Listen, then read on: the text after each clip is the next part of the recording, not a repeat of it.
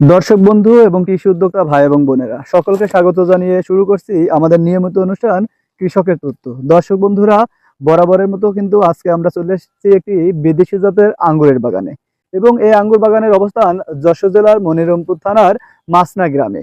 এই এলাকারই একজন উদ্যমী উদ্যোক্তা মাদ্রাসায় চাকরির পাশাপাশি গড়ে তুলেছেন এই আঙ্গুর বাগানটি। বিলাল ভাই, আসসালামু আলাইকুম। ওয়ালাইকুম আসসালাম রহমতুল্লাহ। আশা করি আল্লাহর রহমতে ভালো আছেন। জি আলহামদুলিল্লাহ।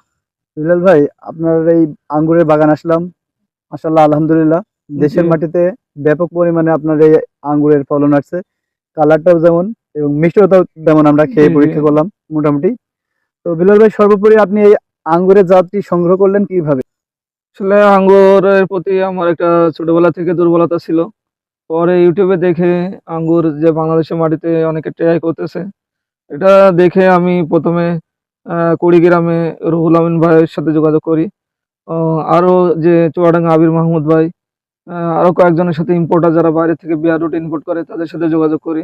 তো তাদের থেকে আমি কিছু জাত সংগ্রহ করি। এটা আছে বাইকোনোর, এটা আছে ইউক্রেনের একটা জাত। হুম। ইউক্রেন থেকে বাংলাদেশে আসছে। আহ, ওই যে রহুলান ভাই কুড়িগ্রাম, উনি প্রথম নিয়ে আসছে এই জাতটি। তো এটা বাংলাদেশের আবহাওয়ার সাথে খুবই অ্যাডজাস্ট মনে হচ্ছে এবং এটা বাংলাদেশে খুব ভালো করবে এই আশা আমি মনে করছি। মনে করছেন? জি। আচ্ছা, যারা বাণিজ্যিক ভাবে এই আঙ্গুরের চাষ করছে, আপনি তো প্রথমে অল্প কিছু দিয়ে শুরু করছিলেন, এখন আপনার ব্যাপক একটি বড় একটি বাগান ওখানে বাণিজ্যিক 150 ভাবে পিস আরো লাগিয়েছে। আরো 150 পিস লাগাইছেন।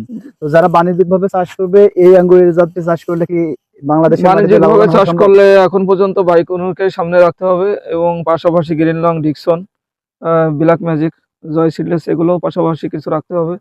তারপরে এগুলো থেকে সব থেকে ভালো রেজাল্ট আরো সামনে আসবে, যে কোনটা সময় এবং সবকিছু মিলিয়ে যে বয়স বাড়ার সাথে সাথে কোনটা ধরন বেশি কম, এগুলো সবকিছু সামনে রেখে সামনে জাত আরো নতুন নতুন জাত আসতেছে, তার থেকেই বাছাই করে যে আমাদের দেশে কোনটা বাণিজ্যিক হবে। এখন পর্যন্ত বাইকোনোরকে আমরা সামনে রাখতেছি। এখন পর্যন্ত? এটা আমি আসলে আল্লাহর পাক কাছে লাখো লাখো শুকরিয়া আদায় করি যে আল্লাহ পাক রব্বুল আলামিন আমার মাধ্যমে বাংলাদেশের মাটিতে, এই মনিরামপুরের মাটিতে এত সুন্দর রঙিন মিষ্টি আঙ্গুর ফল উনি এই বাংলাদেশের মাটিতে উনি উৎপাদন করার জন্য যে উনি তৌফিক দিয়েছেন, এই জন্য আল্লাহর কাছে লাখো কোটি শুকরিয়া আদায় করি আমি। আলহামদুলিল্লাহ।